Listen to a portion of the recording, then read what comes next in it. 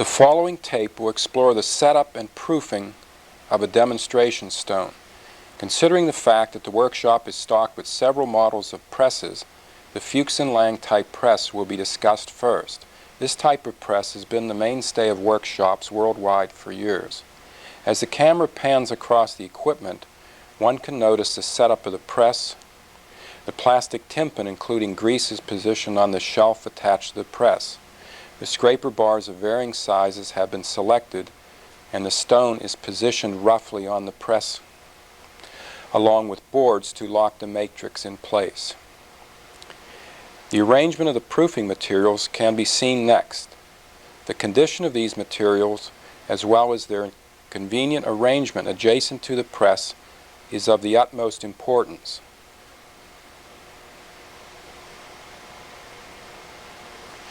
The following is a checklist of materials required and the sequence in which they should be assembled.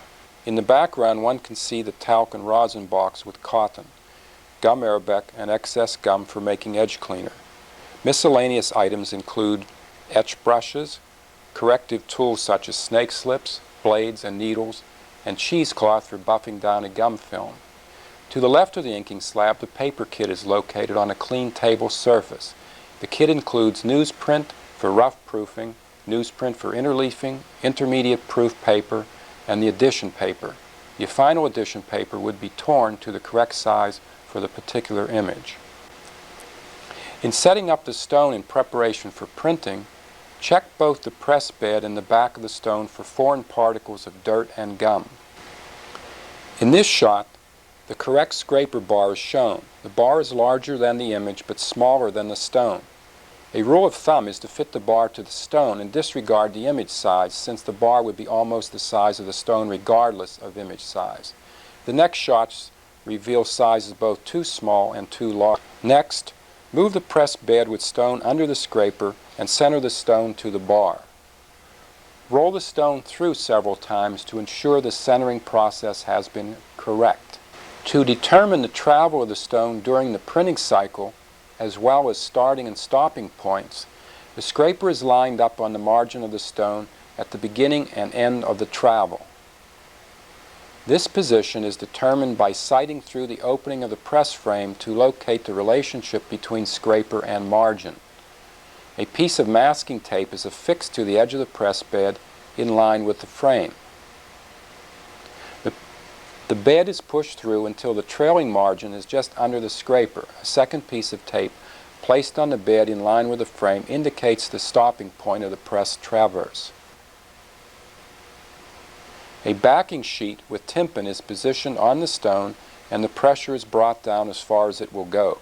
The pressure screw is adjusted until the scraper touches the tympan. After releasing the pressure lever, the screw is tightened in 1/4 turn revolutions while checking the tension. This is an initial setting and may change during proofing. The next sequence will deal with proofing on the large press with roll-up type tympans. Other than the actual press operation, the proofing procedures for both kinds of presses are the same. First, block the stone in place using wood spacers so the stone is relatively centered on the press bed.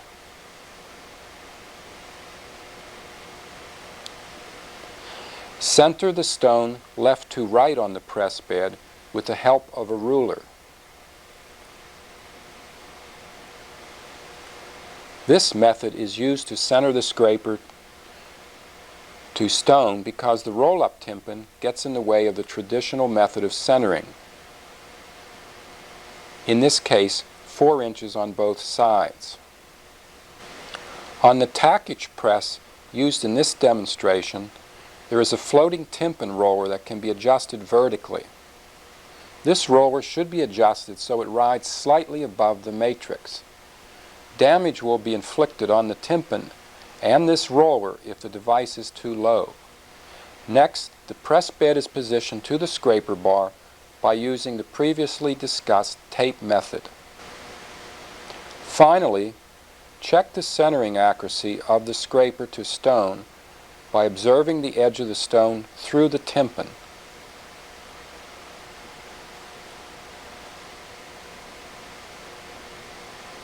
Before washing out the image and beginning proofing, it would be appropriate time to install registration marks on the stone. The surface is gummed so rough pencil measurements will not take. The marks will ensure placement of the paper for each print.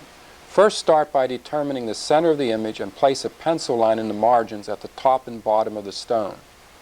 A line is drawn through these marks which determines the left to right measurement.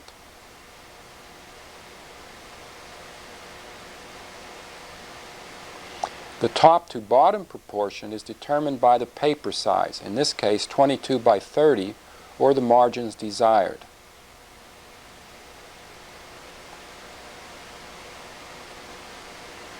Two marks slightly further apart than 30 inches are placed across the previous two lines. The extra quarter inch allows for paper stretch.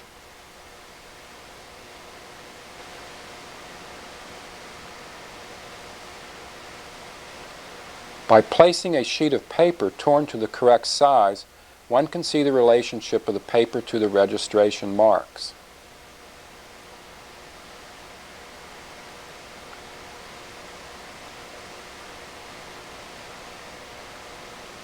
The paper has been divided in half. A straight edge and scribe are then used to scratch a line through the gum stencil at the top and bottom of the stone. Using the pencil marks as guides, a cross T is drawn at only one end, and both registration marks are then rubbed with asphaltum to ensure legibility.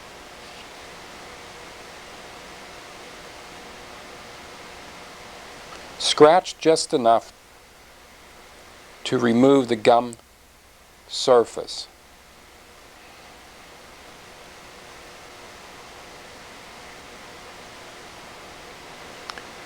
The washout using lithothene begins.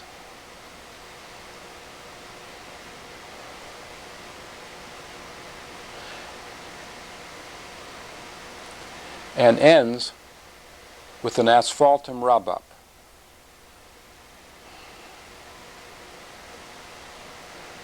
Sennefelder's Crayon Black is the preferred ink for proofing, since the stability of the stone is still in question at this point. Remove the stiff viscous ink from the can in a thin, even layer, and work it on the slab to soften it.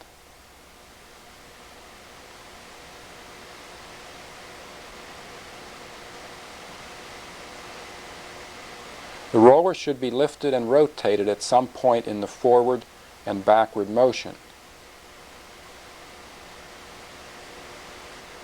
In this shot, the layout of the inking slab and support materials is shown.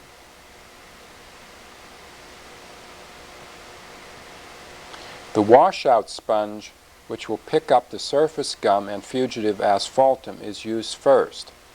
Keep water to a minimum to prevent burning the uninked image.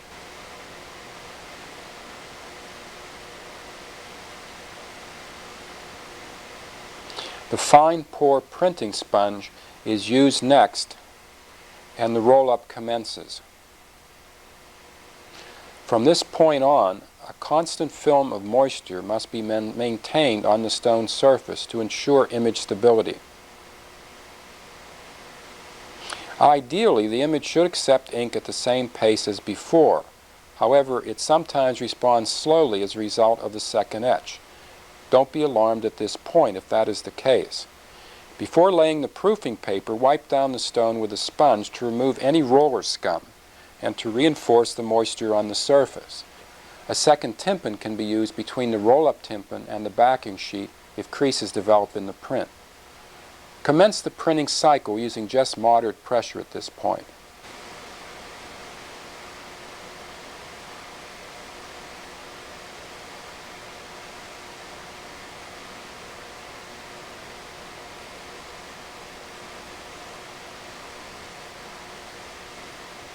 The trial proof is then examined after immediately wetting the stone.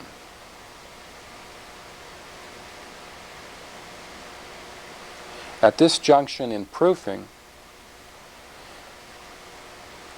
The first several newsprints will be quite light in respect to the stone.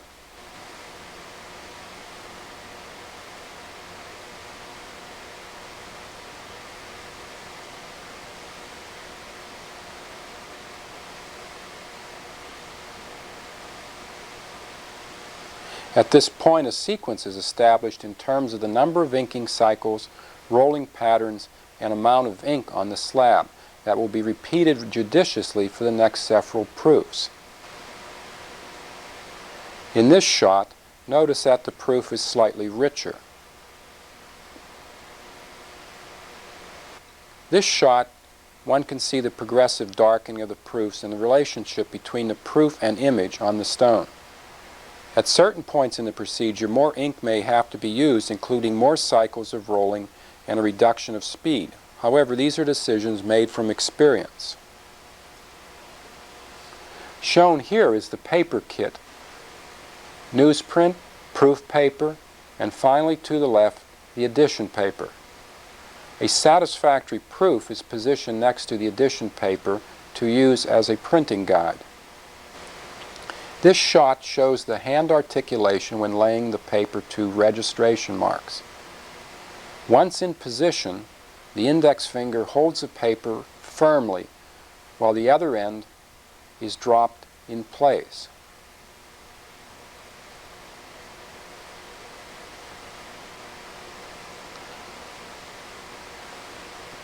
A backing sheet is used on top of the edition paper to prevent dirt and grease from transferring from the tympan. Paper hand grips are an additional safeguard against fingerprints.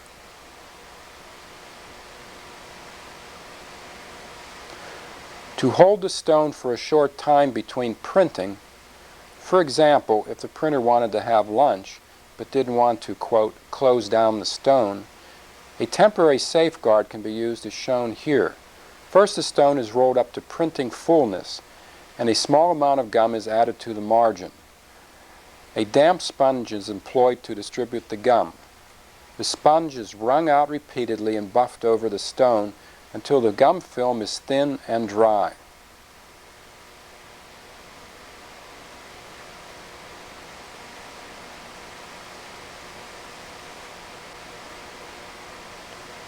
A cheesecloth is not used since the stone has not been talked and would readily smear. When the printing is meant to continue, rinse the stone thoroughly with water, take a proof, and continue printing as before. To close down a stone for storage, the image is first rolled up full and talked. Rosin should not be used unless an acidified etch is going to be applied. In that respect, sometimes a mild third etch is used after a proofing session to reinforce stability before an addition is undertaken. Or, rosin and talc would be employed if additional work is contemplated on the image. In this case, talc and gum only are used to close down the stone.